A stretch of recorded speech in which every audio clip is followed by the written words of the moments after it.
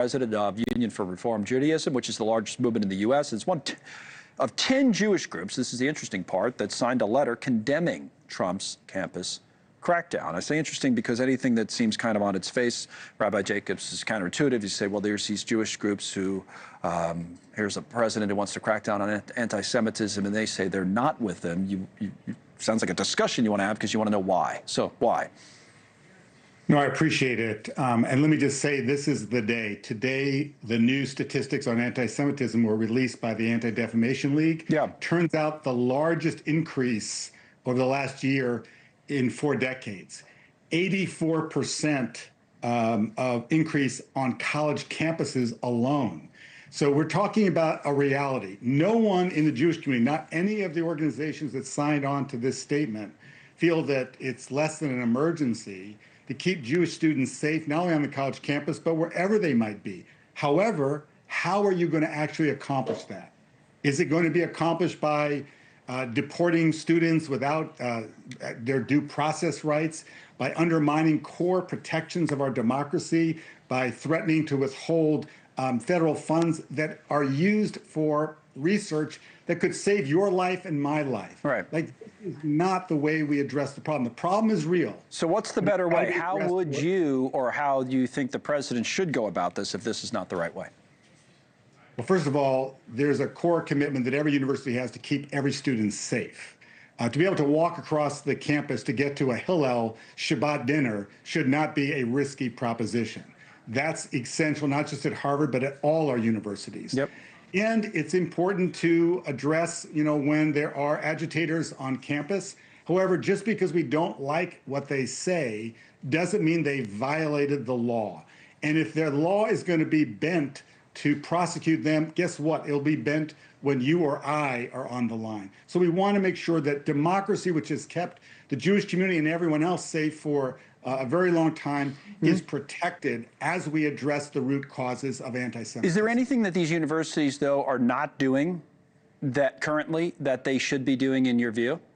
Well, first of all, I think it's an uneven playing field. I don't think all the universities are responding the same way. Look at Wesleyan University, the remarkable president, Michael Roth, who's been very full-throated in calling out the essential responsibility of universities, he at Wesleyan, but others as well. So I think we also used to have at the Department of Education a civil rights division, which would go and investigate and then prosecute. That's actually how it's done, not by sweeping statements or actions. Okay. While you're here, this is very interesting. As I said, it seems counterintuitive, but when you explain it, I understand your position fully. While you're here, Rabbi Jacobs, I did want to ask you, as a religious leader, about Pope Francis. Right? We were covering extensively yesterday, especially, but we'll cover more leading up to his funeral and the selection of a new pope. There's some pictures or video that we have. Oh, here's the picture of you and the Pope, right? So your own reflections on Pope Francis and the legacy he leaves behind. What a remarkable human being. What an inspiring religious leader. This is somebody who, frankly, wasn't just the leader of the Catholic Church, but I think people of goodwill and faith around the world. I know that the Jewish community feels particularly close to Pope Francis. He comes from Argentina, where he had literally lifelong friendships and worked closely with the Jewish community. And I was meeting with the Pope. There was a Vatican conference on migrants, immigrants, asylum seekers, and refugees. This was an urgent issue for the Pope.